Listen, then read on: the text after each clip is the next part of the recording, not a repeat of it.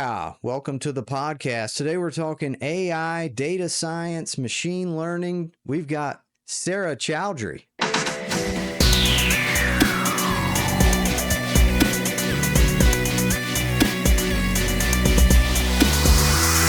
Here she is, Sarah Chowdhury, innovative leader in AI, machine learning, data science.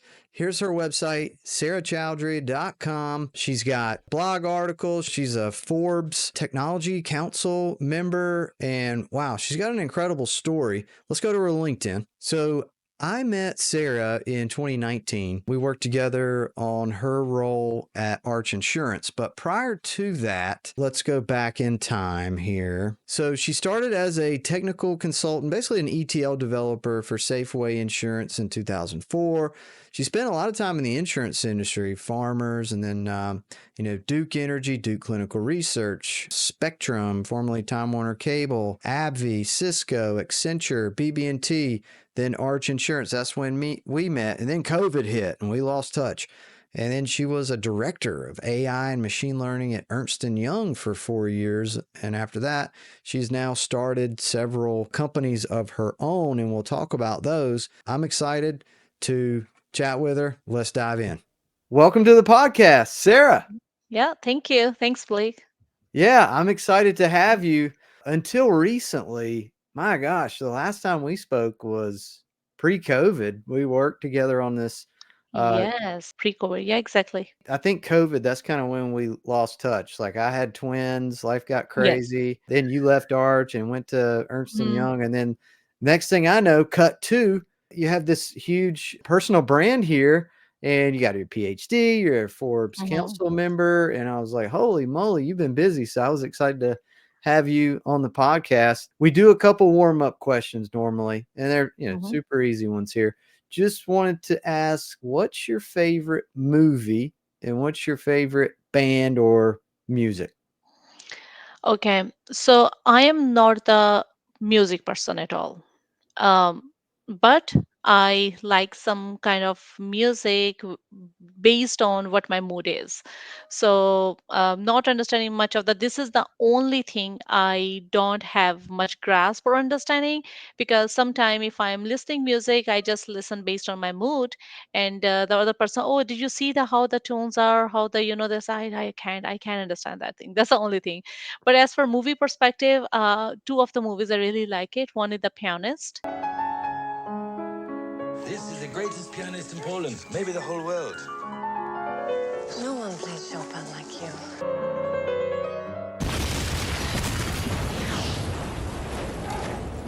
And one, Life is Beautiful. Meet a real-life Prince Charming. He has met the woman of his dreams, and he'll do everything in his power to sweep her off her feet. Now, his fairy tale life takes a serious turn. I love that both of those movies. Both are on the an amazing thing is that both are on the same topic. That was on a Holocaust, but the how they directed, how the actors, act over there, the drama they created over there, it was so amazing, and I love both of those movies. Yeah, I've seen The Pianist. That's a great movie right there. That's a heart. Oh, it is. It'll pull at your heartstrings. But I haven't seen Life is Beautiful. I need to add that one to my list. It's the same topic, but that's a kind of emotional kind of like as well. But there is a lot of other movies as well. I watch Bollywood movies. There's some good ones over there as well. But I love enjoying, watching, going to theater, and that's my best time to go relax. That's the only thing when I relax, I go to theater. Otherwise, I'm always stay in unrelaxed mode or hyper mode or something. So yeah, I enjoy the movies. Are you watching any shows on Netflix or Amazon or anything? Yeah, I do watch some of the shows whenever I get time. I watch that red light, green light one. What was that? Squid Games. 감당할 수 없는 빚을 지고 삶의 벼랑 끝에 서 계신 분들입니다. 무궁화 꽃이 피었습니다입니다.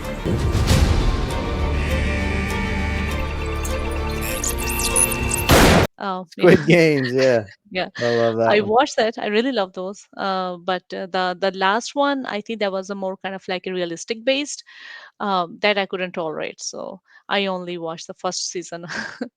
Oh, I didn't know there was a second season. I need to up my Netflix account again.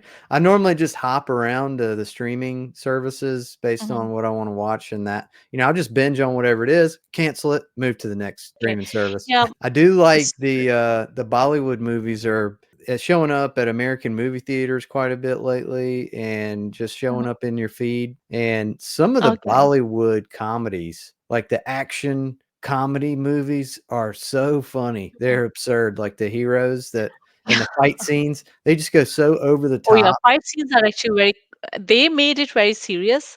Yeah. But when I sit with my daughter and watch it, she said, "Oh my God, that's so funny." I said, "They are very serious about it." Yeah, yeah.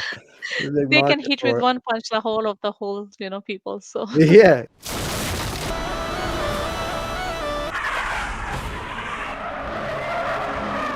Khiladi's back!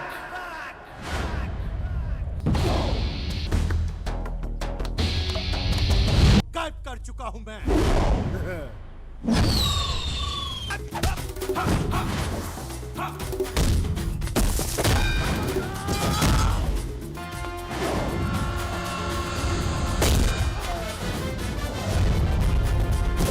Yeah, stuff like that, it cracks me up. I totally understand their humor. So, yeah, well, let's dive into your story a little bit. Can we go back, let's go back Mhm. pre-COVID, pre-2019. Can you tell us Yeah. your story?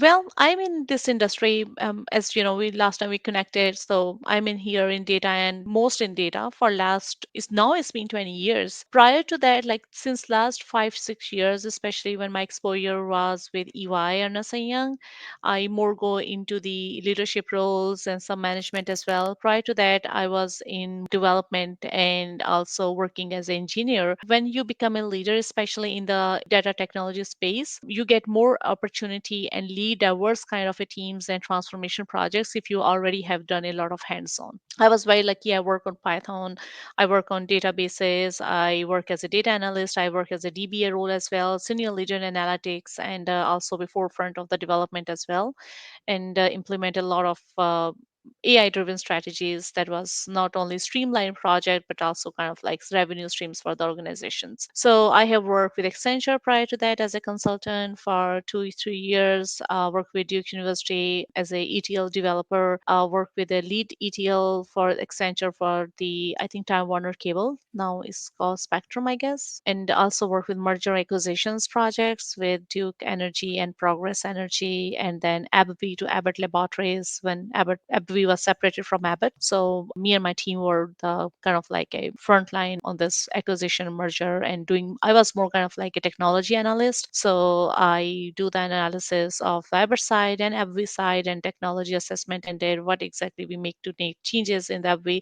That was a very successful project, and it was a learning opportunity as well. I think every project is learning opportunity for you wherever you work. No doubt. Yeah, I wanted to dive into your time there, Ernst& and Young, because it seems like that's when you kind of Mhm. springboarded into this new adventure into AI. But before that, tell us about how you landed in North Carolina, of all places. This is going back, I was on your website, like 2004, Mhm. 2011 time frame. Yeah, so I actually came first in St. Louis, Missouri, stay there for 1.5 year, and then for the projects I go to Dallas, Texas as well. But landed in North Carolina was a blend of career opportunity and also some personal choices as well. I am originally from Pakistan, so I was initially based in other part of countries, working in tech industries. In Dallas, I had a farmer insurance where I worked first. That was my first job in here in 2004, and then I went into another insurance, most kind of like a work as a contractor. So when some roles came up in North Carolina, especially the most attractive taken here was a RTP and my admission in North Carolina State University as a master program.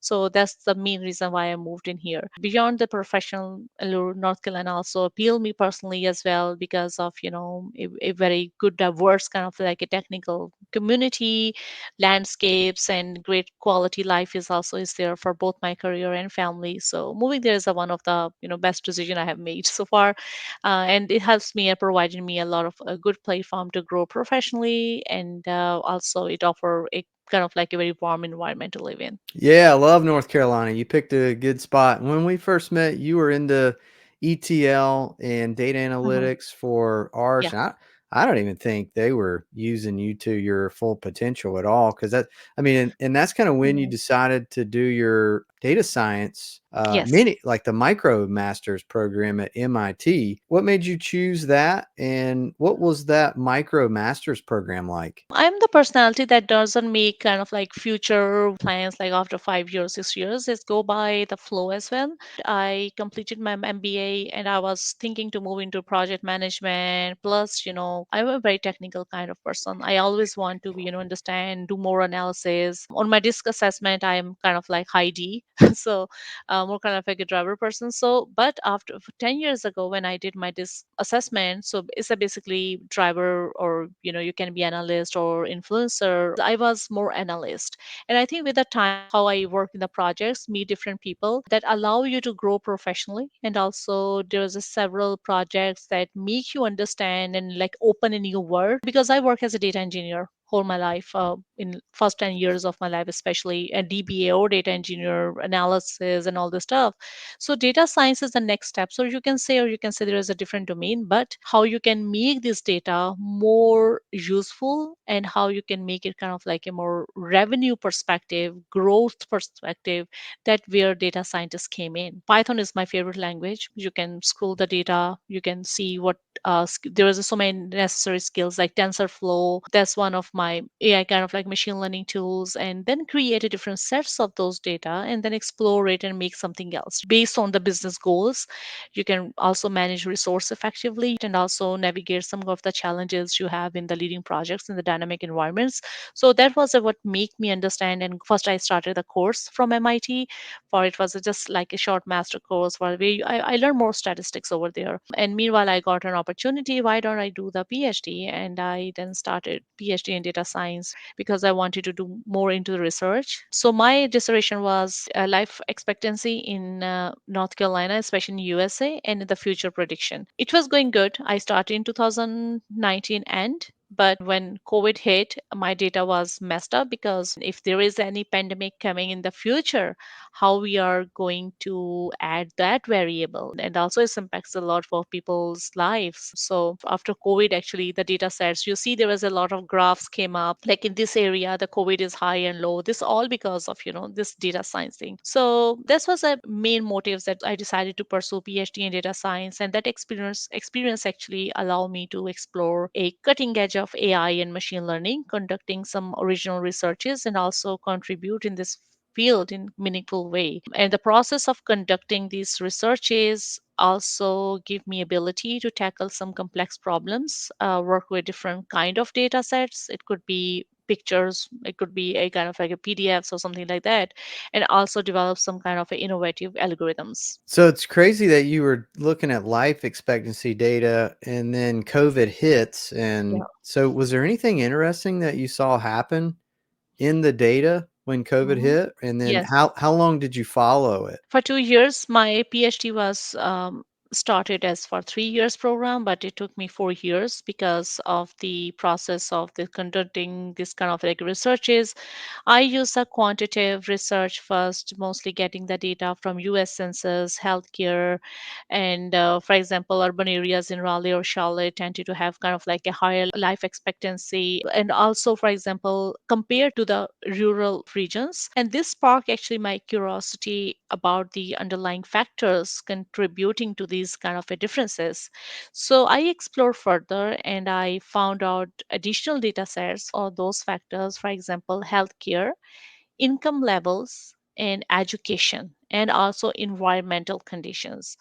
I found the areas with better access to healthcare facilities, definitely, and higher educational attainment, and also higher median incomes tends to have longer life expectancies versus the regions with higher rates of poverty and also lower education levels or access, and limited access to the healthcare services also shows the shorter lifespans. There was a hypothesis of how education affects those regions. Better opportunity for education also goes through the better income rates as well, and also your financial situation. I think that's also affects a lot.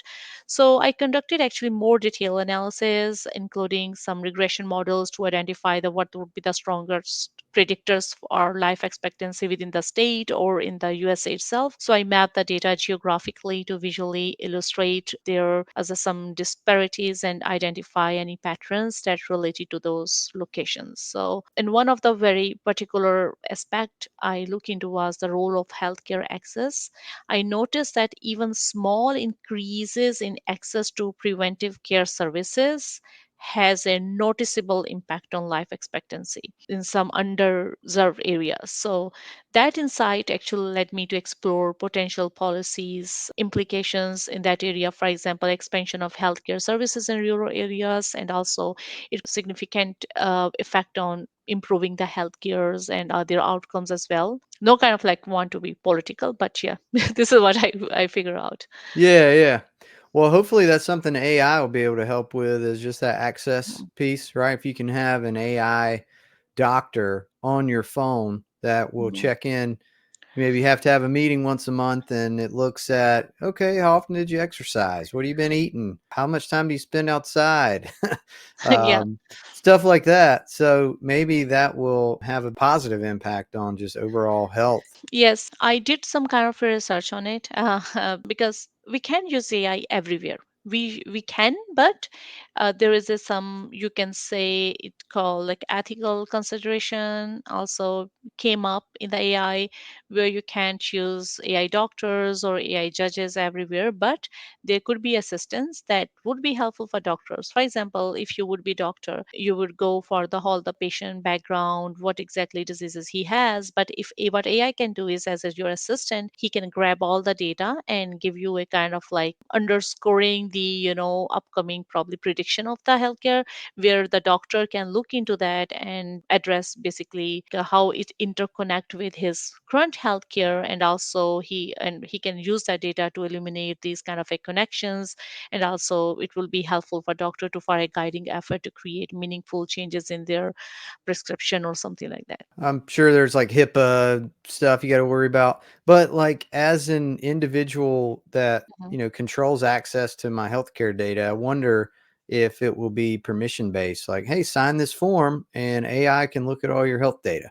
Like Yeah, it's up to exactly. you, right? Yes, But yep. I'm sure that all the powers that be will make it harder than it needs to be. Like they'll be, oh no, no, no, we can't Hmm. allow that, right? There's too much liability and blah blah blah. It's like, no, no, no. Just if people want it, let them do it. Yeah, yeah, But exactly. So there is a definitely tremendous kind of a potentials for assist the doctors and transform the healthcare in significant way. It has some benefits and also some challenges. For example, as I mentioned, enhanced diagnostic accuracy, and there could be a personalized treatment plans for everyone. Is because if two people have a same disease, it's not necessary that both should have the same treatment plans, because we have to see what the background of that person, where from it comes, what kind of a tolerance level of that person, or how much toxicity in that specific patient. So these kind of things, and it will be time saving and efficiency. That's a very critical factor in the healthcare. If you get some diagnosis early or time, you can live longer. And also predictive analytics is one of the very critical thing. For example, AI system can monitor patient data in real time and alerts doctor to potential problems like an impending heart attack or stroke, and it can allow them for a timely intervention in that one. Yeah, but you mentioned as a data privacy and security with the AI system handling this kind of like a sensitive information for like patient data or HIPAA or something like that, there could be risk of data breaches, and we would like to make sure the privacy and security of the patient information is a significant concern that must be carefully managed. And heavily dependence on technology is also one of a critical lead to a significant problem. It could be maybe overlooking on the clinical judgment or something. And one of the thing I actively working in bias in AI algorithms. AI systems are only good as the data are trained on, but if the training data consists of some biases, the AI might take those kind of like a biases into recommendation, and this can lead into unequal treatment or misdiagnosis, or especially kind of like underrepresented groups or something like that. And cost is one of the thing. Integrating AI into healthcare system also involve a lot of cost. Yeah, we talked about bias in AI, and Mhm. especially in recruiting in the past on this podcast. Yeah. And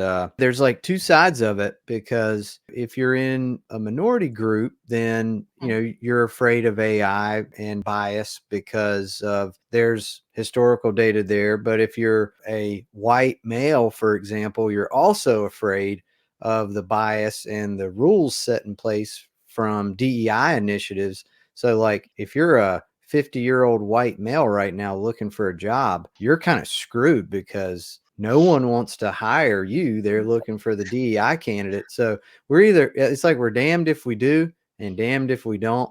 And I wish we would just make all these systems like completely colorblind, no Yes. DEI rules, none at all. Just whitewash all the factors that would be illegal just based on the law, and just have it follow those rules, and not like tinker with, oh, well, we Mhm. really want a female here, or we really want, this race here. And it's just like, let's just get rid of all that. You know what I mean? And just choose the best person for the job.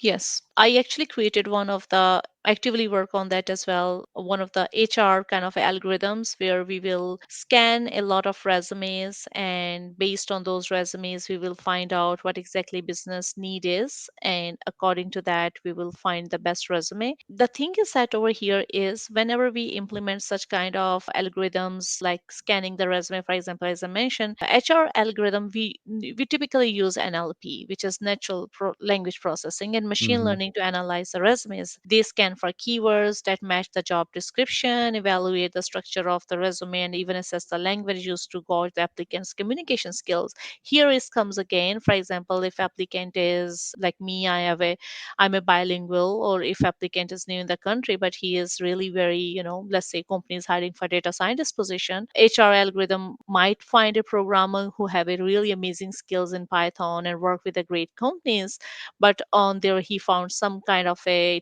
errors in the resume itself, like spelling error or something. When resume is submitted, it will definitely take it out, but it depends how you train the data. You can skip that part and say, okay, how many mistakes has come up, is just give you a kind of a report like this is what we get it from this resume. There is something that I learned from that: we shouldn't over reliance on the keywords. Resume might be filtered out if it doesn't use the exact keywords in the algorithm is programmed to look for example, if candidate is highly qualified and someone might list statistical analysis instead of data analysis, and the algorithm might miss it and it will just take it away, and there could be a lack of context as well. So there is a potential of bias all the time. If the training data used to develop the algorithm contains some kind of like biases, there can be an issue in the hiring process. For example, the algorithm has been trained to resumes with the male workforce that you mentioned. It might be favor resumes that reflect certain, gender, language, or experience. I have worked with some of open source development programs where they are adding a lot of different dictionaries with the ethical standpoints. So whenever we create our LLM, we add those kind of ethical standards. They are for HR. There are heavily research going on in this specific set. So make sure that whenever we train the data is going good. And I was seeing today a very funny thing on LinkedIn. They say that they need someone with experience of 30 years in the specific tool, but the person shouldn't be more than 30 years old. Yeah. I see So, nonsense like that all the time. Yeah. yeah. Entry level, but you need 5 years experience in this industry, but it's entry level. It's like, okay. Well, yeah. That's a tough one there. It's a sensitive topic, but I think we'll be able to easily figure that out. Just training the AI to ignore things that they shouldn't consider a factor. But I'm wondering, if you let the natural language processor look at a resume, can it tell, regardless of the name, can it tell if it's a male or a female just by the language that it's using in the resume? So it's depend on what kind of training you did. Is it supervised training or unsupervised training? Usually, as an engineer or data scientist, we would do unsupervised training first. Just for a example, unsupervised is something like where we, for example, if we are identifying a cat, we will train the data and give them all the animals and ask them what is the cat in that, and then see what exact it takes out the cat. If we see like it is taking the real cat out of a cat, this means now we can train the supervise. Now we can train it supervised training as like, okay, the cat has 2 ears, cats sound like that, or cats has the specific characteristics. That's a supervised. So yes, HR algorithms can sometime infer the gender of candidate by analyzing the language used in resume. This arises some kind of a significant ethical concerns because these algorithms are not explicitly, you can say, designed for this. For example, if algorithm is using the information to make decisions, it can introduce a gender bias in hiring process. For example, if an algorithm have been trained on data from a company where men were historical more likely to be hired, it might learn in favor of resumes that use language pattern associated with men. So Mm. even if the company is not consciously trying to hire more men, so yes, it can be, as I mentioned, like it depends how you do it. Some resume might include gender specific information, for example, membership in gender focused professional organization. When we train the AI, so it pick up a subtle differences in the languages that can correlate with gender. For instance, research has shown that women are more likely to use communal language emphasizing teamwork and collaboration, while men might use more agentic kind of a language highlighting the individual achievements and leadership. So phrases like collaborated with, assisted in, or worked on a team too are statistically more likely to appear in resumes for women, while phrases like led a team, managed, or executed might be more common in resumes for men. And this is the AI automatically figure that out by doing the analysis. So yeah. Yeah. Well, let's say, for example, like right now in today's market, if I have two candidates, they both have 12 years of experience, they've worked at similar job titles, similar industries, similar skill sets, like almost identical. One's a male, one's a female. Like Mhm. I would assign more value to the female and more marketability to the female, especially in tech, because everybody, they want more women in tech. So if I had to pick one candidate to move forward with and only one, then I would definitely choose the female to present them. If AI was given the choice based on historical data, it may choose Mhm. the male. So who do you want to use? Do you want to use AI, or do you want to use, hyperdrive recruiting? Yeah, I understand. Algorithm might, infer gender from the resume's language while addressing the ethical implications, but it's also important as well that we go it by the human eyes as well. Once this be, establish more kind of like if we will have more going by the human flagging process where they can flag it if the specific results are that's come from the AI is also, something kind of like review process. So yeah, I think that could be something that we need to establish in the future, especially in the technological environment. We don't have much data for AI. We are still learning. We are in the same, like when we COVID came, we were told not to go out, and even some people I say that they do not pick the Amazon package out of 4 or 5 days, and then they spray it and then bring inside, right? Later we realized that it didn't work. So because we are still learning, it will take some time, not much, probably 6 to 7 months. You will see a lot of changes in the technology, in the law itself as well, that this is a legally AI or this is not. One of very interesting thing, I one of my friend, he mentioned about, he work in Silicon Valley. They are trying to, it is a not kind of like a secret or something, but it's a even kind of like a very open, he would do the publish as well. So he mentioned that you see the deepfake where people deepfake the celebrity and use the celebrity name because it looks like celebrity is talking, but actually the celebrity is not talking. They just deepfake them and then spread out the information. Now they can control it because a lot of people can have use that technology, but they are trying to legalizing gays. So how they can legalize is they will ask celebrity to let their deepfake, they have a price of their deepfake, and if someone use their deepfake without their consent and they're paying them, it could be something legal action we can take against them. So that's a one of the example. And also you can see in the self-driving cars, like this is a one is a great example as well, how AI and tech get better with the time in the development of self-driving cars. So early iteration was were very limited to the technology, but now with the AI is very easy to navigate the simple and control environment, but also with a complex scenario. For example, if there's a heavy traffic and unpredictable type of pedestrian behavior or kind of like adverse weather conditions, so these kind of a data keep inserting in self-driving cars is also very helpful. Yeah, very interesting. I was just thinking while you were talking there, because the deepfake thing, it's like I was just thinking, man, I should make a deepfake of myself and try to license it. However, I can, yeah, you use me as your avatar, and Yes, they you know, can have a like they can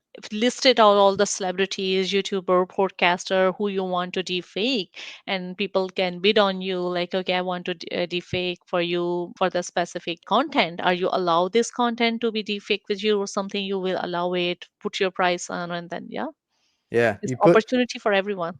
turn my face into a digital like blockchain where if it recognizes me Yes. anywhere on the internet and they Hmm. haven't registered in the Ethereum contract, it Yes. automatically bills them or something like that. So yeah, that's an interesting problem to try to solve. Now, talking about deepfakes and AI, I was wanting to ask you about your PhD program because it's pretty fresh, right? You just kind of went through it and graduated last year. Are you able to use AI in your homework, like Gen AI in your assignments, or do they have tools in place where they like strictly prohibit that? Unfortunately, I was not in that time when they're all introduced, especially ChatGPT. My graduation was before the ChatGPT launch, so I was unlucky one. Otherwise, I would choose that. uh, Okay. Yeah. yeah, but yes, for now, as ethical standpoint to help with the homework, you remember the plagiarism, how they check, like if you have taken the, now if you see there are some tools, even you can see humanize.ai. So it is a tool where you can see if the specific content is written by ChatGPT or by human. So now they are that kind of like a plagiarism check they have. So AI is a helpful tool. They allow students to use it for, because earlier how we do the research, we go by Google, we go by read the book, we all the stuff. But now if you want to read the books, you don't want to read the book, but you have to read the book in the literature or something like that.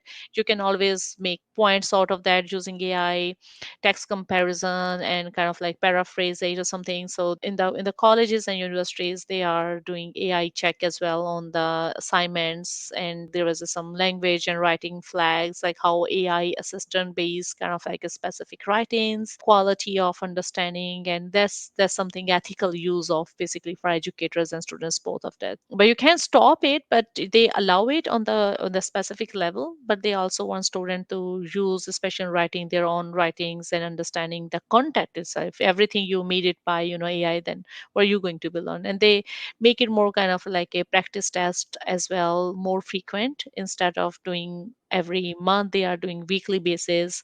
So these kind of a things, and also some awareness. I heard about that some university also started the awareness kind of a seminar for students, where they tell AI can help students, but it also can give you a wrong or false information that might not tailor with your education content, that how university is providing you. Yeah. Do you remember those books called Cliff Notes? Hmm. It was like book summaries. If for people who didn't want to read Yes. the whole book, Yes, they I go. just They used to sell that. Yeah. yeah, it just occurred to me AI put Cliff Notes out of business real fast. So Yes, or super yeah, fast. yeah, overnight, immediately, no Mhm. more Cliff Notes. Yeah. Let's talk about your time there at Ernst& and Young. You talked about it a little bit, some of the projects you're Mhm. involved in. So with Ernest and Young, I have worked some of the really amazing project because I was on AI ops, and we did some kind of like a predictive maintenance. One of the biggest achievement was creating a chat bot.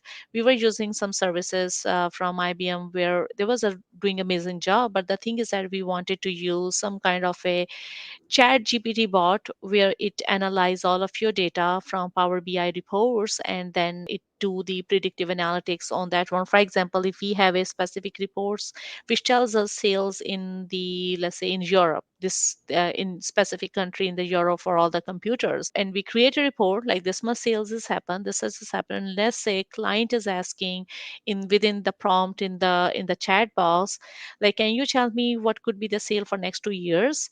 And based on the data, our chatbot was easily optimize the inventory management, and also it tells the sales forecasting and what sector where timing and inventory management are crucial. Even the small inefficiency it can lead to be a some kind of financial loss. So these kind of a detail it give you. So that was one of the really very successful project. It saved a lot of tons of dollars as well. And then we start begin by gathering vast amounts of historical say, data, customer, for example, behaviors, seasonal trends, and external factors as well. We use several indicators like economical indicators and patterns for the stock exchange, for example. So we develop a very unique machine learning model over there that could predict the future outcomes on high degree of accuracy. So this is one of the great project I have worked over there. Other than that, I work with some clients. I work with Lexmark, Oak Street Health, with some other domains as well. Very cool. Yeah, as you were talking there, I was like, AI just eliminated 100,000 FP&A analyst jobs because if the CEO of a company or the CFO can just basically use a chat bot and do all their financial projections for the quarter, the year, 2 years, they don't need FP&A anymore because Exactly. Yeah. that's what Yeah. that A is. lot of things. Yeah. It chat GPT make you more productive. Some people they say, okay, if everything that would be doing, for example, everything AI going to be doing, or this chatbot is going to doing, what we are gonna do, something like that, right? Right. Yeah. So the thing is that we can do more productive things. For example, one of the I give everyone example because I invested myself in that specific technology. I want, others people to know, learn more about that. Quantum AI is one of the, very interested and very potential kind of future where we can invest more ourselves in there. There's involve a lot of things in quantum AI, in financials, cyber security. For example, once we are having a really amazing kind of a AI environment and all the technology, there will be an higher chances of cyber security as well. For example, if we have an amazing algorithm, why not hacker had those one, right? So future of quantum AI is kind of like most exciting, and they can create a really amazing kind of a blockchain, principles that nobody can break it. They have a more exciting and transforming frontiers in technology, and by combining these kind of a principles, quantum computing with artificial intelligence, we can unlock a very computational power and problem solving capabilities.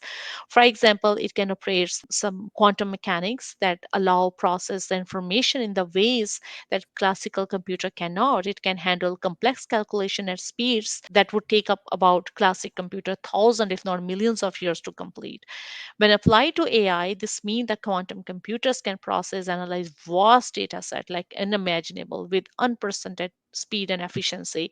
So that's why quantum and AI could dramatically accelerate the development of some machine learning models by allowing them explore and optimize with different variables at same time, and it could lead to more accurate predictions, faster training times, and also ability to solve very complex problems that are currently beyond our technology and also reach. So simulations is one of the thing where we can apply quantum AI in the industry. For example, logistics, finance, and drug discovery. This is a one very important. For example, in the drug discovery optimizations, or in the quantum AI can understand the molecular interactions at an atomic level, and it can lead discovery of some new drugs and treatments much faster than how we are using current methods. And it can solve a lot of computation problems, for example, route optimization or portfolio management, more efficiently than the classic AI. It could lead some significant advancements in area, for example, supply chain management. We are finding the efficient routes or schedules can have a major impact on cost and efficiency. So these kind of a things I think we can implement, and then of course there will be always a concern about the data security, quantum AI can also impact that heavily because they can potentially break current encryption methods, which can lead to a quantum resistant encryption. So, on the flip side, quantum AI could also be used to develop more secure communication channels and systems and encryption techniques, what we are using today. Always, it will be could be a ethical challenge in there as well, where quantum computer is very powerful as well, but it's also for good and ill in both. It can crucial for researchers and policymakers to consider the ethical implications when they allowed to the development in the industry. So climate energy and climate is one of the instrumental development is going on for solving some kind of like a complex energy problem. For example, how to optimize renewable energy sources and reduce the carbon footprints.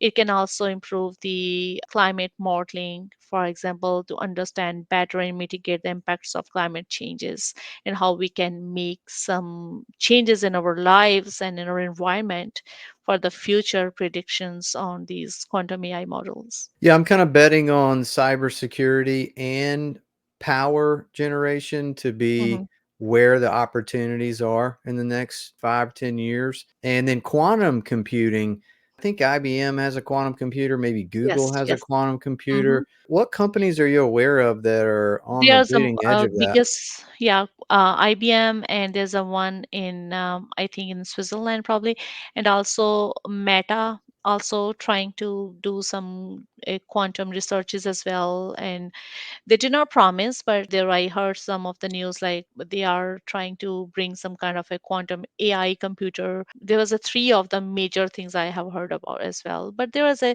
in Colorado there is a quantum AI lab as well. You can go and look into that, what their processes are doing, how they scan the by the atom level, and they have a really good lab. You can go over there and check, and also especially for the cares for the school college cares, they can go there and understanding the possibility, transformative possibility across various industries and different kind of implementation they we can do. Yeah, quantum computing just boggles my brain. I've watched some videos on how it works and how it's doing what it's doing, and Yeah, it Google has just really seems insane. amazing.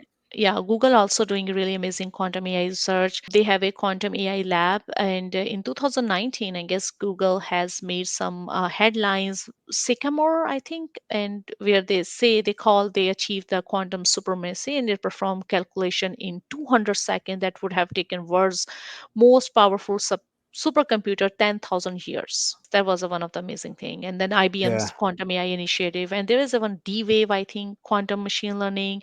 That's a company D-Wave where they are actually specializing in quantum annealing technology that explore how is quantum computers it can be used to tackle AI and machine learning problems, and also is particularly you can say well suited for the optimization problems which are common in AI applications. So they collaborate with different organizations as well to explore their machine learning opportunities.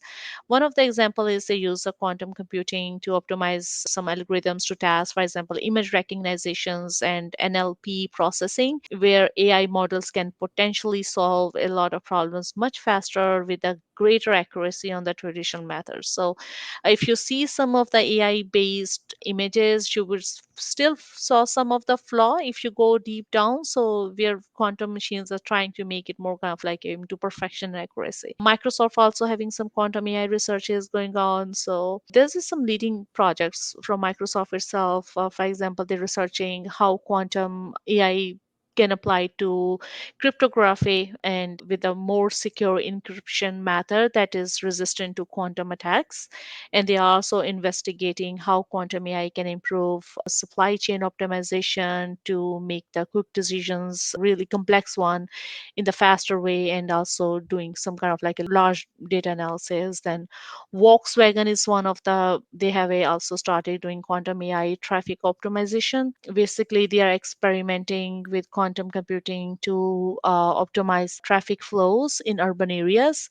And with quantum computing and AI, Volkswagen is their goal is to develop a systems that can predict and also manage traffic congestion more efficiently in the future. In Portugal, they have using some kind of a quantum algorithm to optimize the routes already for public transport buses. That's one of the things they are actively doing, and they have a kind of like a AI driven traffic data in real time, and then they use quantum computing to suggest the right routes, which reduce the congestion, and also it will improve the travel time for the commuters. So this is one of the real time example that is being implemented in Europe right now. Yeah, there's another interesting way that they're doing these logistics and path of least resistance type studies with mycelium. Have you seen that? Like Mm. mushrooms growing, and it'll find the most efficient path just based on where it ends up growing. You Oh have to wow. put a framework in place, but Yeah. yeah, you like design cities and stuff like that. I have to put up a Yes. video. Yeah. But yeah, quantum decryption, we've talked about that with Andrew Wilder, and just as far as like password protection, we're gonna have Hmm. to do away with passwords and just have it all be facial recognition or fingerprinting or something like that. Because a quantum computer, I feel like it's going to crack every text-based password out there. They're all going to be sitting ducks. So, and then as far as like the drug discoveries go, Hmm. if a quantum computer with an AI is going to simulate the reactions of all these chemicals together and drugs and how they interact with Hmm. inside your body so that they can pretty much run through clinical testing. Like we're both in the Raleigh area, and there's a ton of clinical research Yes. organizations around here. I mean, they're probably scared to death or either trying to transition a lot of their studies over to a quantum AI study. I don't know if they'll ever get to the point where they can bypass human studies and just rely on what the quantum AI clinical research study is, the simulation has put together, but maybe it'll get you 80% there, and then you can focus on that last 20%, the humans can do manually. But Yeah. yeah, that's going to be crazy. Yeah, there is actually some technical complexity in this thing, especially quantum coherence and error rates. One of the biggest challenge in quantum computing, and what is this actually is to maintain then quantum coherence. And basically, quantum bits or qubits, they are highly sensitive to their environment. Even the slightest kind of like interferences can cause errors, and this is called this specific phenomenon called decoherence. And what it does is, as a high error rates make it difficult to perform some kind of like a reliable calculations, which is very crucial to solve some kind of algorithms in AI.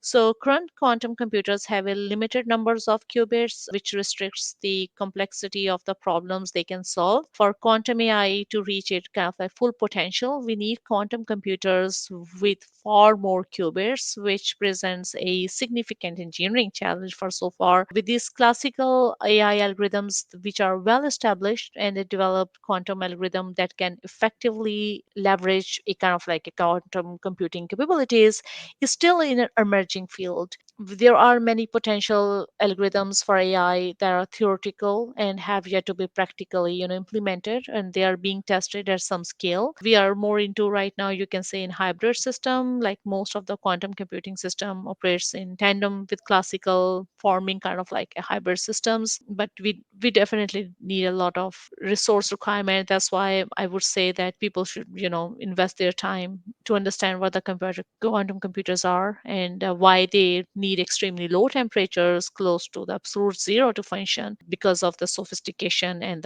their cooling system and the environment infrastructure itself. So there is some kind of restrictions, but one of the main thing that I would see is here is ethical standpoint. We train the AI system, and data coin biases. This is one of the thing. But for example, if there is a ethical concern, especially in the affecting people's life in the drug discovery, if it lead to be some potential problem in wrong data or error or something, so that's something could be a huge kind of like issue. But that's why they are taking a lot of time, make sure that we are having very good ethical use and purpose for our organization. which are actively working with these kind of organization of quantum as well. They add there to mitigate these kind of like AI biases and also make sure the future of quantum AI is also very reliable and its commitment to transparency and fairness. Yeah, it makes me wonder if like the first quantum generated vaccine, I'm probably not going to trust it.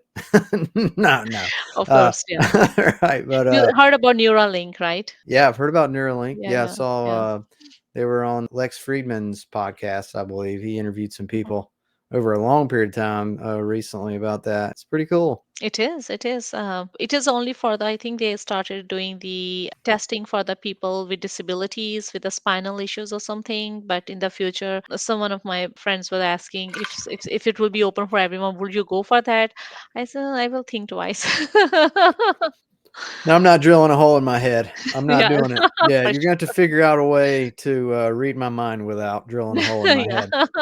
Yeah, I True. just want the True. Ray-Ban glasses. The Ray-Ban glasses Mhm. with the earbuds that's got augmented reality, and maybe it's got some type of even if it had a hat that came with it that could Mhm. read my mind, I would go Yeah, for something something like I don't that, want to but touch. Yeah, yeah. yeah, I'm not doing a hole in my skull, in my brain. No. Yeah. Let's talk about your companies, Sarah. So Mhm. you founded some companies, Yes. and I mean that's amazing. So let's talk about these. Tell us about Aridian Technologies. Basically was early was doing I was doing multiple things under same umbrella, which I separated it. So I'm working with the Region Technologies for last 5 years. They are more kind of like a HR initially, staff augmentation, but now they are more kind of like a service providers in Azure. Especially they move into so many things, and we create a kind of like a vision where we can scale our services into the specific kind of a specialization, which is Azure. So we partner with Microsoft. What we do, we provide the whole services. We establish the whole system within the Azure cloud. We make sure the data is safe and within the premises where they want to keep it. And our whole team will provide them a code. It will be our main vision is to give these kind of a services not based on per person or per hourly charge, but more on the services perspective, which will be more cost effective. And also the all solution will be under one hand. What happened in the past, what we see, let's say you are in HR, you know, is really much better than me, because if you hire some person in a specific project, if the feedback is not good, or if there's other person you hire as a feedback is better, both will give you with a different kind of like angles. They won't communicate, they want something like that. But when you have the whole project within your hand, it's your project as well, then you provide them all the technologies or all the services, more kind of like a centric approach perspective.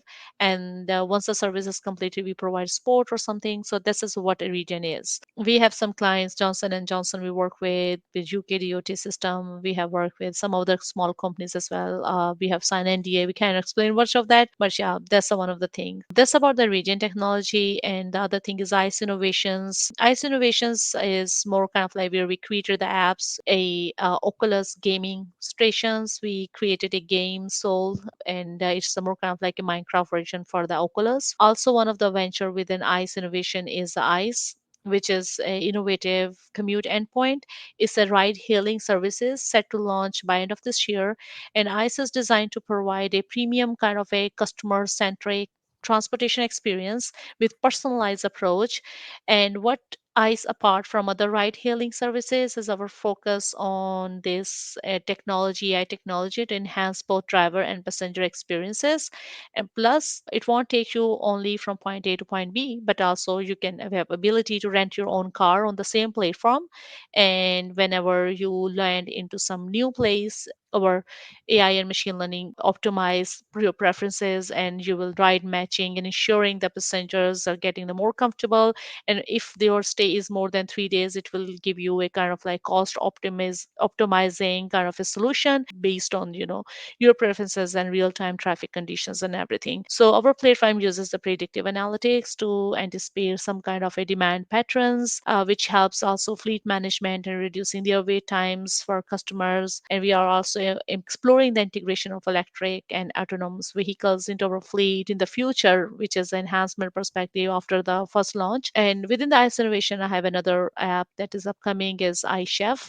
iChef is an app that connects customer with individuals who love to cook and want to share their meal and want to deliver from the home. So we will integrate the third party services, for example, DoorDash or Uber Eat or something like that, and they will pick up the food from your home and you will get the homemade cooked food without preservatives and everything to your doorsteps or your office, or even it's for the catering as well. This app is aimed to bringing the homemade food to your doorstep by integrating some kind of a delivery services. But technology perspective, we are using AI personalized meal recommendation based on your preferences, also dietary restrictions and previous orders, and also based on your health care as well. If you want to reduce weight, for example, we will match you there is some nutrition who will give you a whole plan, and you can put your plan over there for local chef to make it for you for whole month, something like that.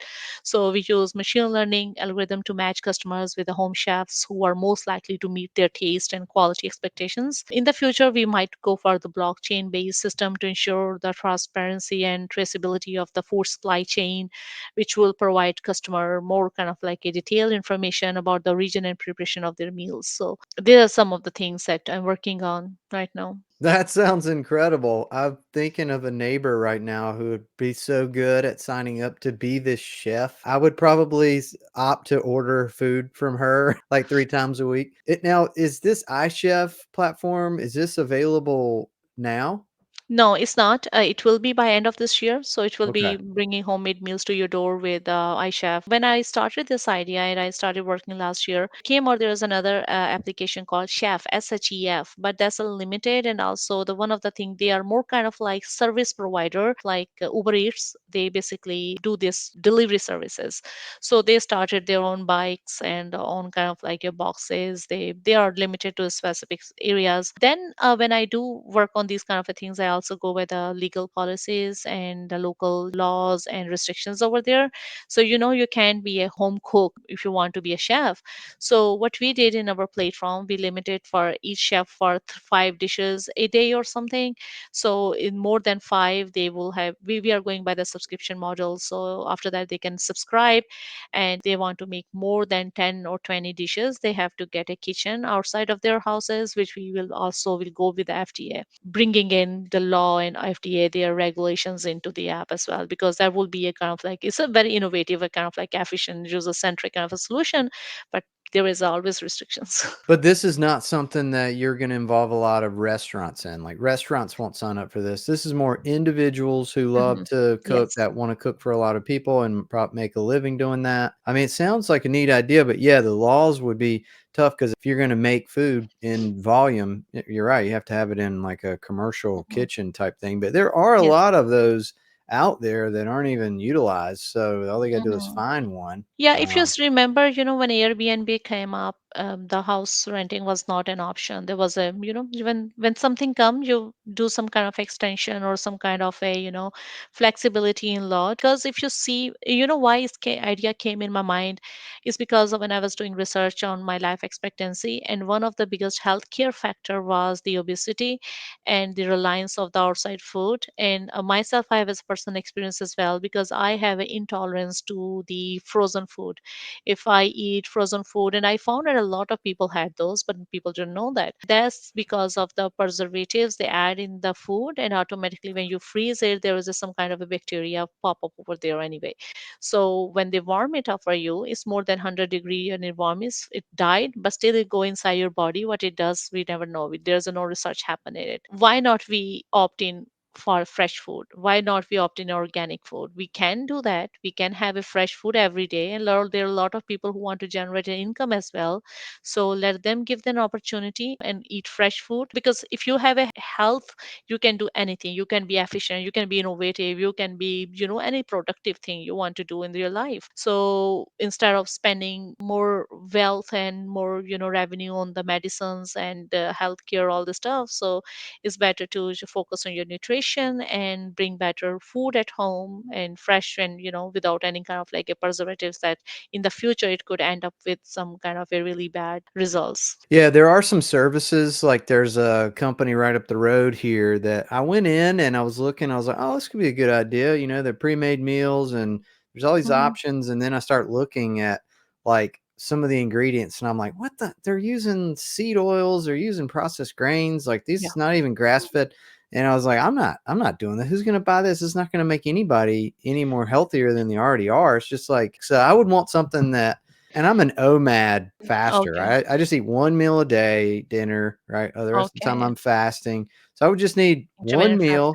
Then Mm-hmm. I would want, variety of whole foods, no seed oils, no processed grains, Mm-hmm. no gumming or Yeah. baking agents, no preservative, artificial crap that I can't pronounce, right? Only grass fed, pasture raised eggs and meats and wild caught fish, Yes. organic things cooked in grass fed organic butter and things like that. And that's so hard to find. I can't, bless my wife's heart. She's such a good cook.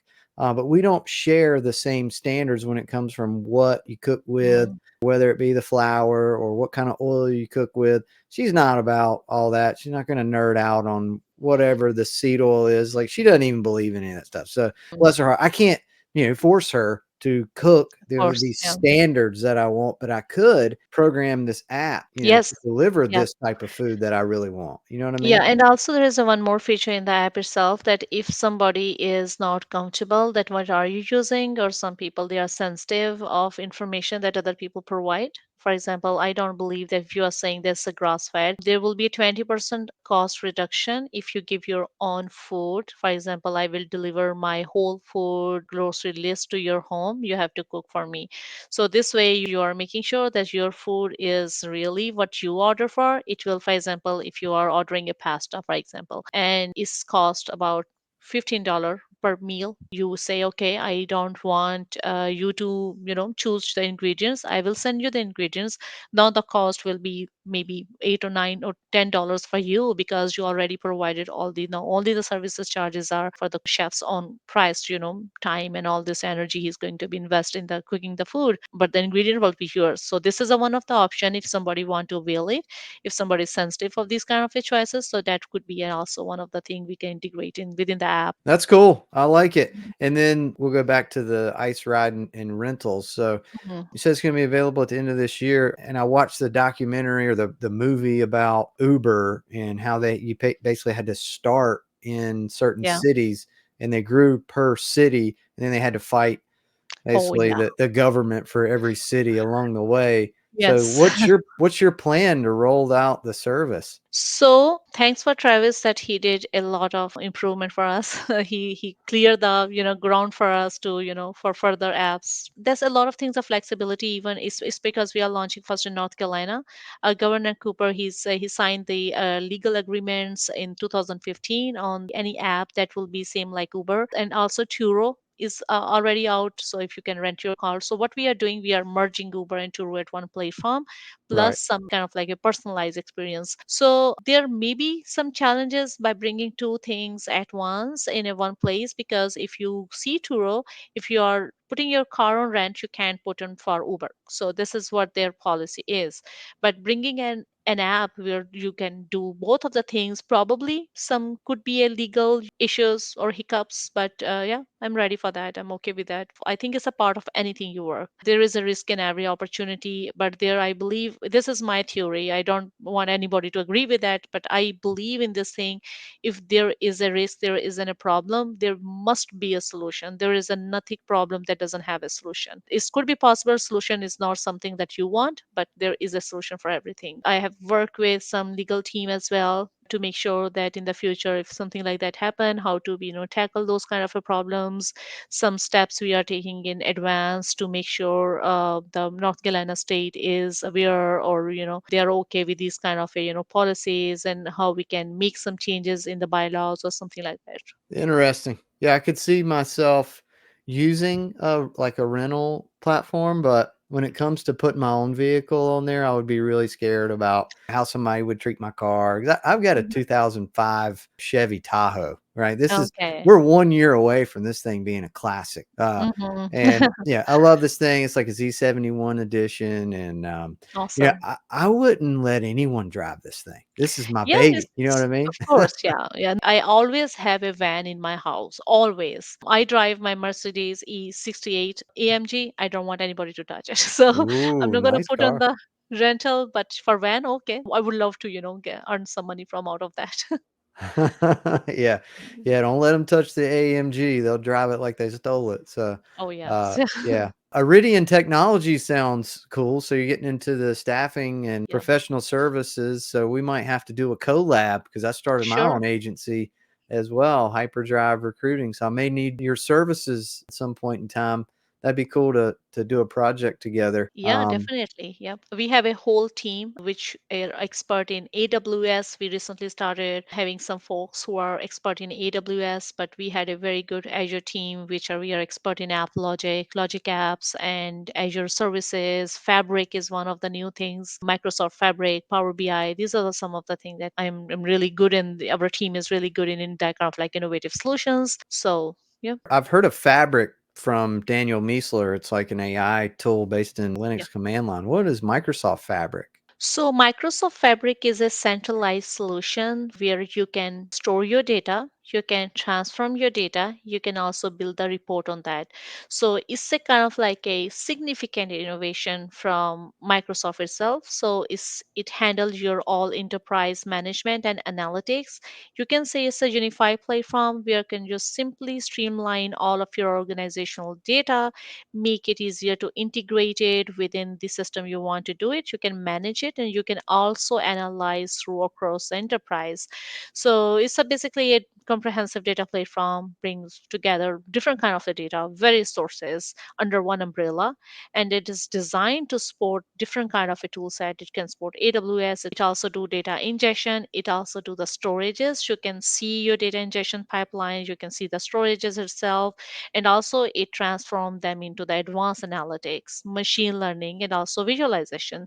So the platform is built on the top of the Microsoft Cloud infrastructure, Azure, and it integrates seamlessly with other services which are Synapse, Azure Synapses, Power BI, and Microsoft 365. So it does the data integration really good with the Synapses notebook. You can integrate the other tools as well within it. Also, for example, Data Factory or something. But if you have a data source, premises, cloud base, even kind of like it could be ingested, integrated, and transformed, and it have a wide range of data connectors, even Snowflake as well, and also integration tools as well. And data lake integration is one of the supportive services that they provide to organizations to store and manage. And also you can build Purview, which is data governance analytics over the as a catalog to the MS Fabric. Because what was happening, why they brought this solution to the market, because there was a lot of environments where people use that hybrid issues. For example, if I have S3 buckets and then I want to transform using Synapse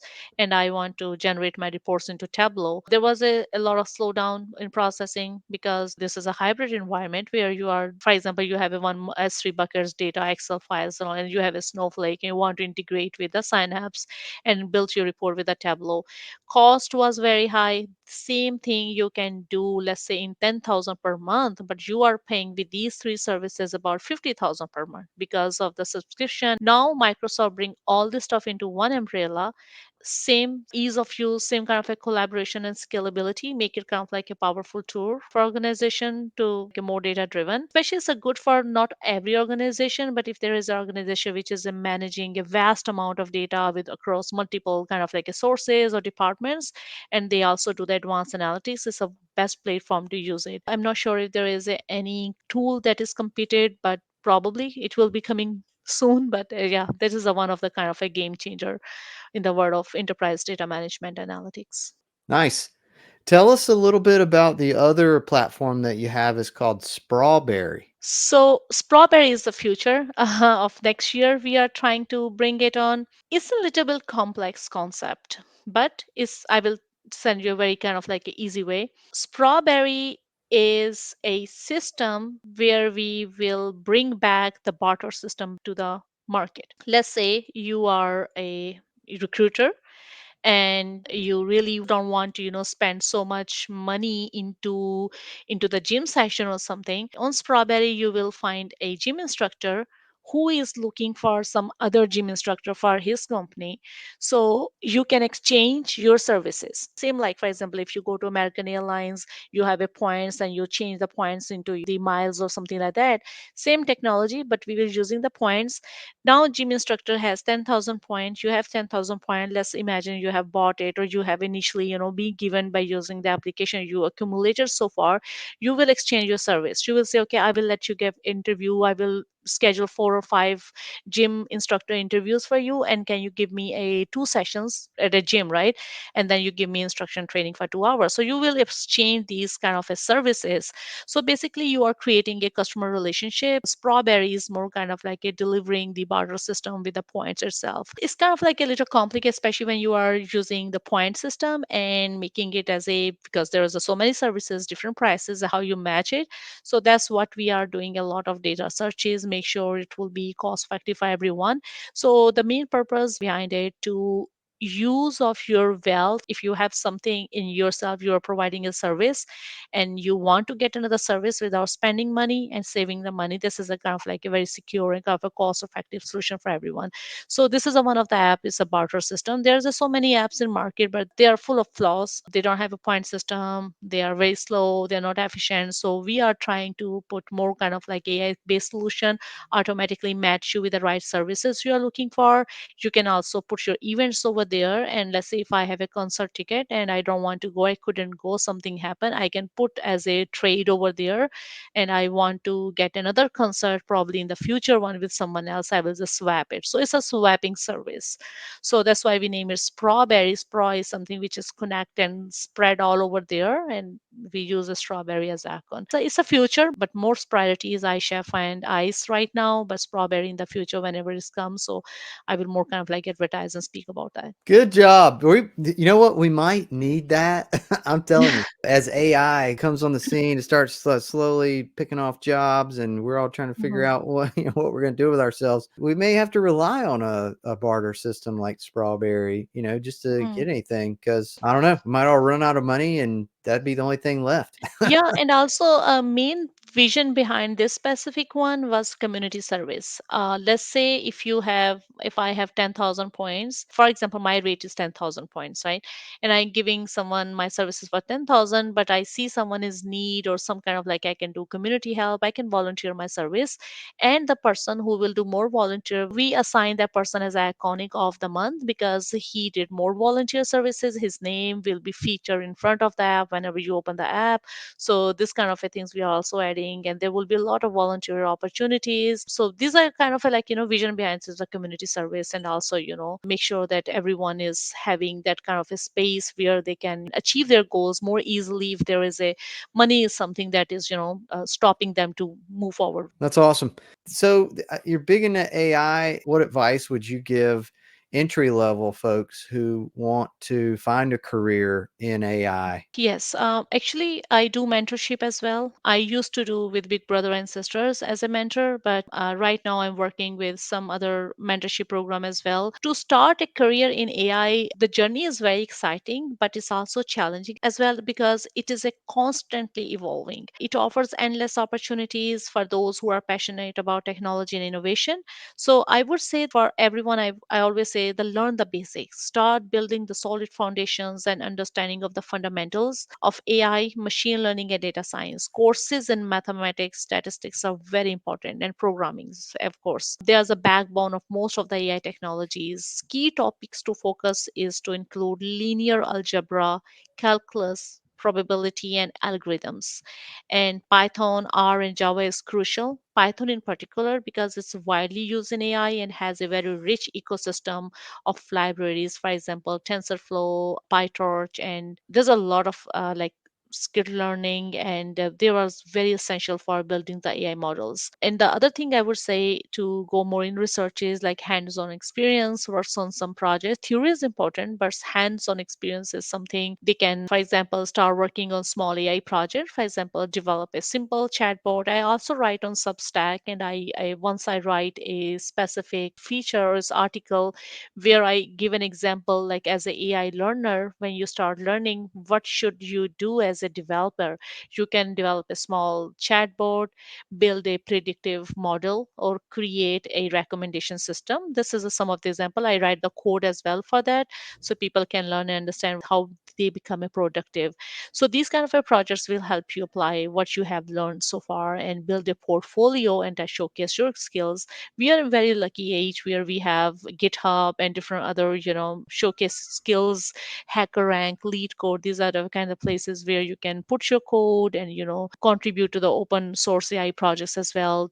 That's a great way to gain some practical experiences and connect with the AI community. As I mentioned, like GitHub is one of the full of projects where beginners can start by fixing bugs or adding some new features, and also understanding the AI ecosystem. As I mentioned earlier as well, is changing a lot. We are still getting a lot of data. It's important to stay updated with the latest research, tools, and trends. Follow a lot of AI blogs, attend the webinars, and read research papers. Research papers are really very important to keep your knowledge current and also based on its backup with the data. And familiarize yourself with the AI frameworks. Like there was so many frameworks in the market and tools like PyTorch, Keras, and TensorFlow. These frameworks are actually very important because they are widely used in industry, and also it familiarity will make you kind of like more attractive to employers as well.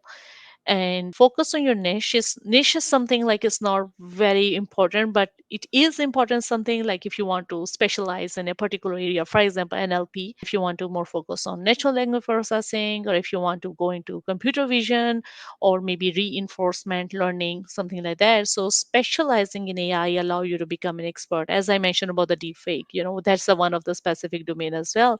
So it can open a lot of target job opportunity as well. You can work in healthcare, finance, robotics. Robotics is very interesting to me. I'm doing a lot of research on that one. Robotics and neuroscience is my favorite topic too. I can talk for hours on that.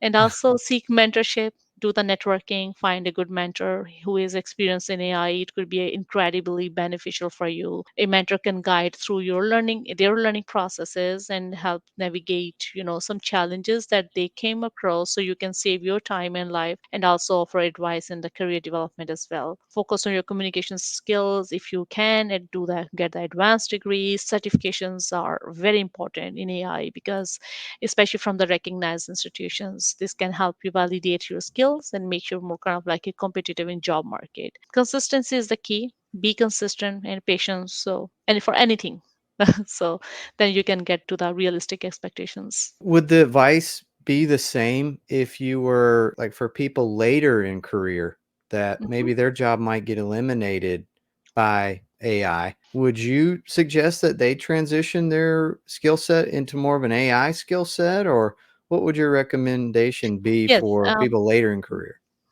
I think not only starting your journey in AI, but also learning more about gaining a hands-on experience, build a strong foundation, not only for the entry level people, but also for everyone like myself. I stay committed to learning. I still learn. I still go to HackerRank and LeetCode and add my codes over there, and participate in the coding.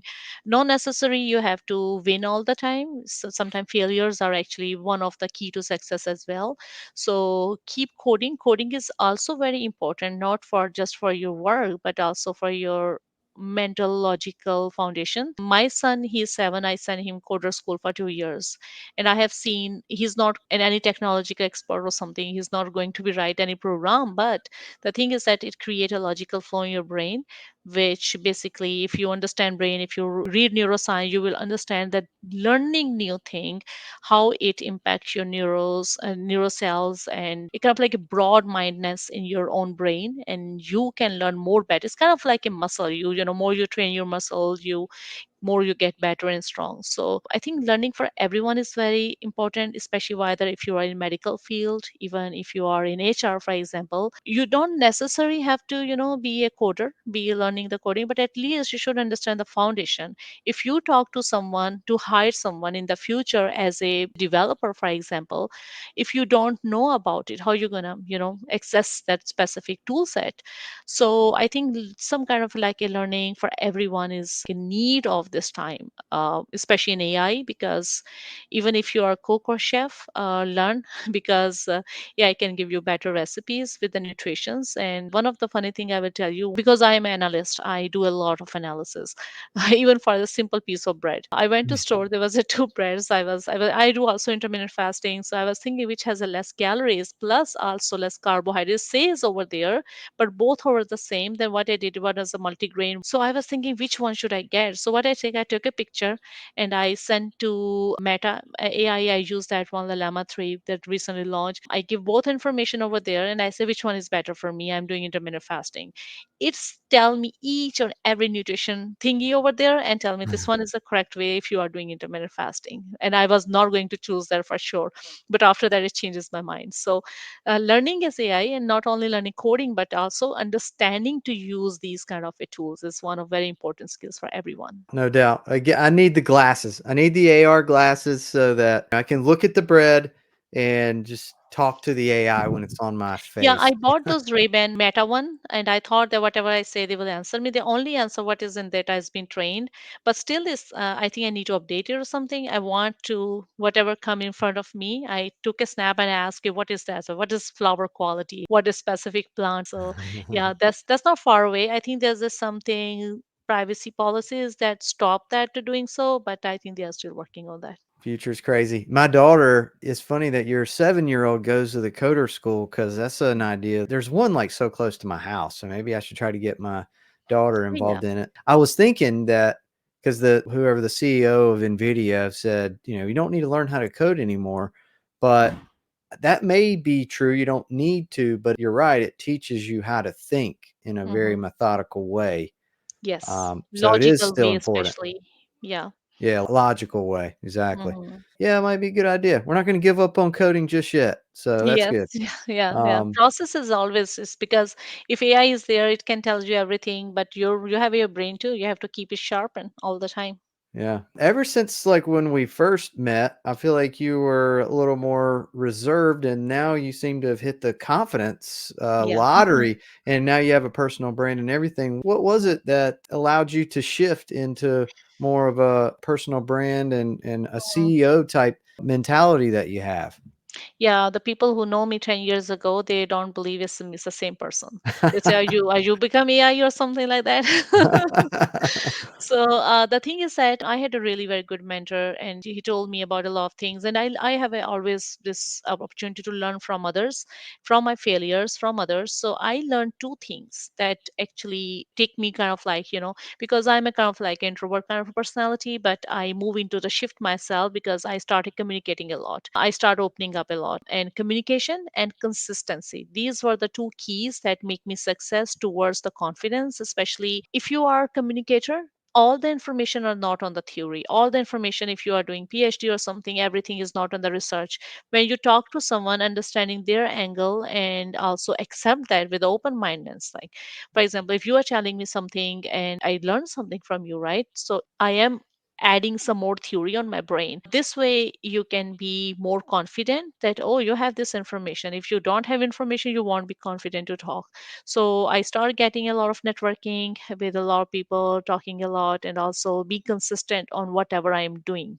It could be anything. For last 3 years, I'm continuously doing strength training, going to gym every second day. So 2 days I take rest, but for 4 or 5 days I go to gym, and that's also increase a lot of productivity and kind of like, and also start learning neuroscience as well. So that make me understanding how our brain works and how we can make it more better. So those principles basically I start applying in my life for the major changes in Ernst and Young. When I started that, and my mentor was over there, so where from I start learning to towards success. So yeah, here I am. Well, I'm a fan, and I mean, it's awesome what you've done, and yeah, I'm rooting for you. You let me know how I can help you.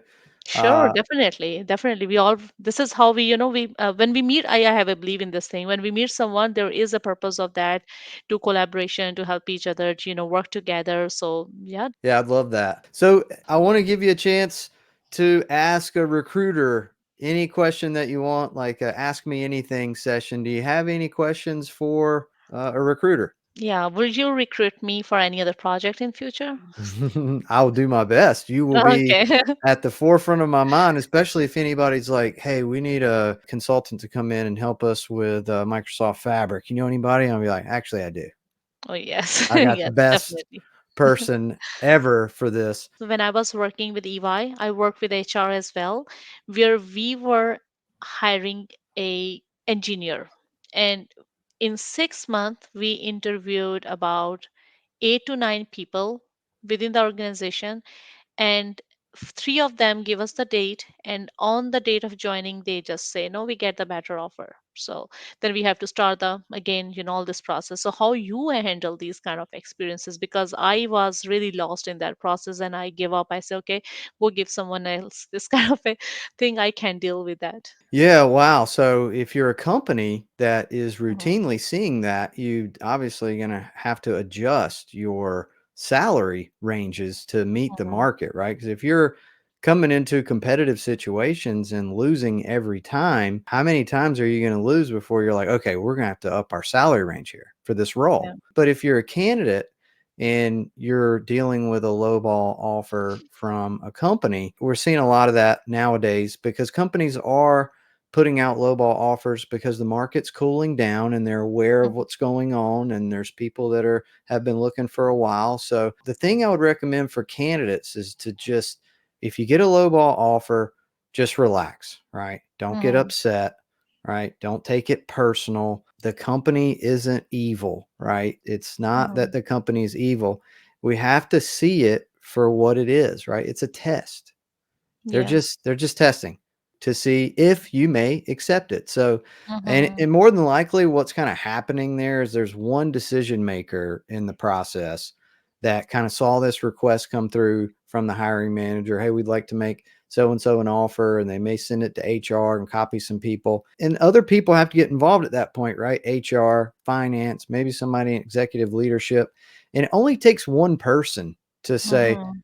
huh, that's what they're looking for. This number looks kind of high. Do we know if they would take less? And everybody's like, nah, I don't know. They just put this number in the box. And it's like, well, what if they were just shooting for the moon here?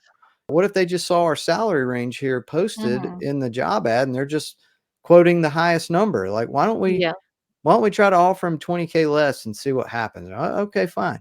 So when you Mhm. look at it from that may have been what happened, and the company's not evil, they're just testing you. So you can Yeah. approach it like, so if you do get that offer, your gut instinct is, oh, I wasted so much time in this interview. I'm Mhm. shocked. I'm offended. And you're so turned off. You don't even want to work at that company anymore. Hide those feelings, bury Mhm. those feelings, right? And approach it like you're shopping on eBay or Amazon, right? On eBay, there's a bid. You can bid a lower number, or you can click this Yeah. number and Buy buy it it. right now, Mhm. right? Yeah. And Amazon is all about, one click buy now at this number, and it Yes. makes it super easy. So you do kind of want to help this company figure out Mhm. what your one click buy now number is, right? They put a bid in, but this is not your buy now number, right? Yeah. So now you get to take your time, right? So you can reply with something kind of like this, right? I'm excited and grateful for the offer. Since Mhm. it is on the low end, I'll consider it as I continue interviewing with other companies next week, right? I plan to Mhm. have a final decision by, the end of so and so, pick a date next Friday.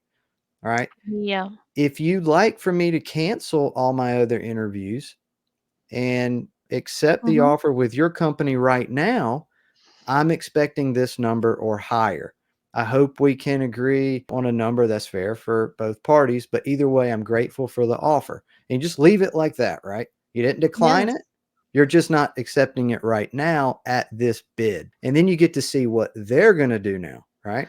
Yes. This is really very amazing, advice, especially the part when you say that if you want me to cancel my upcoming interviews, you are showing two things: one of the transparency and also very good communication skill. And also on the other side, if the hiring people, they really need someone and they want to see, okay, let me do a little bit negotiate on the price, the person is worth it. So they will also, you can then opening a door for a very good positive communication endpoint. So this is amazing advice. I really love it. I love that how Wow. you paraphrase it. If you want me to cancel the future ones, this is the what my timeline is. Yeah. That's amazing. Well, thank you. And you use that tactic whether you have these other interviews or not, right? Because Mm-hmm. really all you're doing is just delaying your decision by a week or a week and a half. Mm-hmm. And then you may get to that next Friday and no other offers have come in, no better offers have come in. And maybe at that point you want to put a serious counter down, or Yeah, maybe that's your best offer and you're going to accept it, right? But at least exactly. they're testing you and then you also tested them. Yep. But the main thing is don't get offended and upset by it because Mm-hmm. they're not evil by doing it, right? Oh, of course, yeah. That's why I say open communication and broad minding and listening others with open mind is one of the big statement. People think it's just saying listening other with open mind. No, you have to be patient. You have to be a little bit tolerant and trying to understand why other people are using this specific kind of argument. Maybe there is a point in that, and a lot of things get easy after that. This is what I have seen. I being very argumentative in my one of the phase of my life, but I have learned that instead of being self-defensive, just listen other person, and actually you start learning and stay committed on your that learning process, and you get more better yourself, personally and also professionally. So this is one of the example you just give. Amazing. Yeah, thank you. Yeah, there's a life hack. Don't take anything personal. Yep. What would Jesus do, right? What would Jesus do? That's something I follow. I don't know. Do you have a saying like that? Because I know you're from Pakistan. I don't know what Hmm. your religious, leanings are, but do you have a saying like that? Like what? Like, what would Jesus do, right? Because you're trying to approach every situation with a mindset of forgiveness. Yeah, no specific this one, but yeah, in our religion, I'm Muslim, so forgiveness is one of the things that we focus a lot on. Even in the version in Quran and Hadith, they say a lot to focus on, forgiveness. If somebody has done even the wrong thing with you, try to understand from their perspective and forgive them and give them a second chance as well. So that's, I think, a lot of religion, even in Hinduism as well, they also, their books also promote this kind of like a learning. Yeah. I think it's in all their religions, kind of. They Yes. all have a I think similar religions message. always tell positive things. Yeah. Yeah, yeah. Well, is there anything else that you wanted to talk about today that we didn't get the chance to chat about? No, I also want to hear your story a little bit, maybe more briefly, that how you come into this specific, your own company, podcasting, how you come into that point, what make you go into this specific process. This is amazing. I love your podcast. I actually went through some of those. I'm not ADHD, but I had some other things to do, so I got distracted and went over there. But but that was just so amazing. I hear a lot of podcasts, especially related to quantum AI and also some of the neuroscience related as well. Every night I spend 1 or 2 hours, instead of I watching some Netflix. I at least 4 to 5 times in a week, or at least 4 times in a week, I hear podcasts, different podcasts, and I just try. And it's a really very amazing learning opportunities. Like in the past, they were books. They were talking to someone or something. Podcast is a one of the new way to to learn and understand. So how you come into this line? Yeah, good question. I am a YouTube junkie and I follow so many podcasts, and Okay. I love podcasts because I mean, you just learn so much. And I was posting content on LinkedIn that was more like recruiter content, silly recruiter Hmm. videos, and kind of things that were seem to be getting a lot of attention from the recruiting community, but not so much like the clients, right? My Yeah. my target audience, my ICP. So I was like, well, I need to do something for the cybersecurity and software engineering community. Yeah. And, what better way than to do a podcast and interview people and let them Amazing. share their story. And then I get to ask all the questions that I'm curious about. And then other people may learn something from it. It's like there's no way to lose here. Yes. And I think the fact that I listen to so many podcasts just kind of gave me the courage, because some podcasts are great. Some of them aren't great. It depends on the guest and the You mood learn and the from that vibe. mistakes. Yeah. Yeah. And nobody cares. If Yeah, they don't like the exactly. podcast, you just scroll right by it. Not a big deal. Yeah. So That's my favorite quote. Who cares? right. Yeah. Now, one of my favorite quotes are, even if 99% of the people on earth hated you and everything that you did, that would still leave at least 70 million people that loved you and everything that you Yeah, did. you're So right. just That's a focus positive on, outlook. Hmm. yeah, just focus on that and you'll be Yes. fine. Yeah, Uh, you're right. You're right. I have a same kind of a mindset. If everybody hears me, there is a someone who loves me for sure, and I love myself. Don't think about others. right. Yeah. You love yourself and that spills Yeah, over. If your cup is full, then you got enough to spill over and maybe someone else's cup will fill up just because of your extra, right? exactly. Yeah.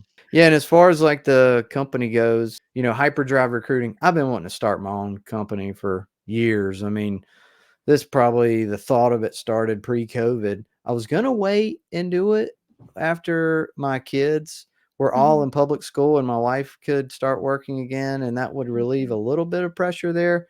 Hmm. But the job market, especially in tech, it's been a rough year, and I was cut from JobBot just due to production, and I fully expected it to happen, Okay. just because of the situation. And I was kind of resistant to switching to a different industry because I love Mhm. tech. That's it. I didn't want to do accounting and finance. I didn't want Got to it. do legal. I didn't want to shift, and I Yeah. just went down with the ship. Hmm. And I'm gonna ride the ship back up to the surface too whenever it comes back, because it will come back. So I was gonna do it anyway.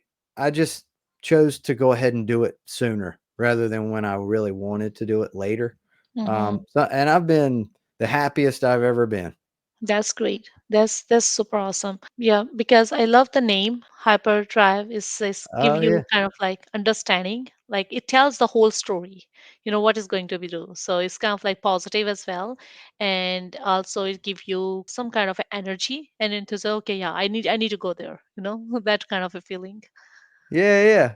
So are you a Star Wars fan at all? I wish I would be. I only watched one movie so far, and I love that in theater. And but I don't get time to do that. I'm Okay. so kind of a distractor. Whenever I open the TV, and I think that I'm going to watch today. Start opening. I will subscribe as well to the one of the channel where all these Star Wars movies come. But every time I open there's some YouTube kind of a like same like your podcast came up. I said okay, let me listen this first. And then I go. So, but Yes. So yeah, many but things. I love the any kind of like a fiction stories. I love to watch that in theater only. I watch sometime at home as well. There was a one recent was going some kind of like related to the snow or something. I forget the name. I watched that last time. Oh, I love that as well. But I like fictional a lot. Yeah, I love the New Star Wars. technologies also You know, came up. Yeah, the anything space and sci-fi, technology. really. Yeah, Yeah. yeah, sci-fi fiction exactly. Yeah. Yeah, Star Wars just happens to fall into the sci-fi and want to be one of the earlier ones, the first ones that I saw. But yeah, most of the stuff that's here in my office either came from my mother-in-law's attic, or Oh, like my parents wow. found at like a thrift shop and they're like, "Hey, they got all this Star Wars stuff here. Do you want this?" And I'm like, I Nice. was trying to build what my background was going to be, Uh-huh. because it was just a wall full of old paint cans. This was like this is a room inside of my garage. Like if I go Wow. through the door right Uh-huh. here, that's Yeah, my garage, and you walk around to the kitchen. The kitchen is like basically right in front of me, that's awesome. on the other It side. shows your artistic side of yours. You are Yeah, like, yeah, it's kind of like you are not only left brain, you are right brain as well. So it's kind of like a mix. That's great. I am also do painting as well, because it give you some kind of relaxment. And I see that where you find your relaxment in there. This is so amazing. I love that. I love that idea. yeah. Thank you. It was fun putting it It has a together, lot of and energy as well. When you see these colors, especially raw purplish, I love that. it stands out in a video, I think. And then every single Mhm. person I've ever met that's actually in cybersecurity also Mhm. loves Star Wars. They may not love the Disney Star Wars, like the new stuff, but everybody loves Mhm. the classic Star Wars. Okay, yes, yeah, yeah. Everybody. So yeah, you got to watch them. You got to I'm watch gonna them, watch. Sarah. Yep. Let me know your thoughts whenever you get through at least the original six, and watch them in Okay. order that they came out, and then Oh, okay. watch 7, 8, 9, and then you can get into some of the new Disney shows and such. Uh, Okay. but Sure, I will do that. my And favorites in the were next actually, one, yeah, in the next talk, we will cover some kind of a Star Wars as well, for sure. I will tell you yeah. where I am. Yep, All definitely. right. Well, hey, I think I've kept you long enough. It's been fun. Thank you for Yeah, it coming on and is. been a great conversation. How can people find you, Sarah?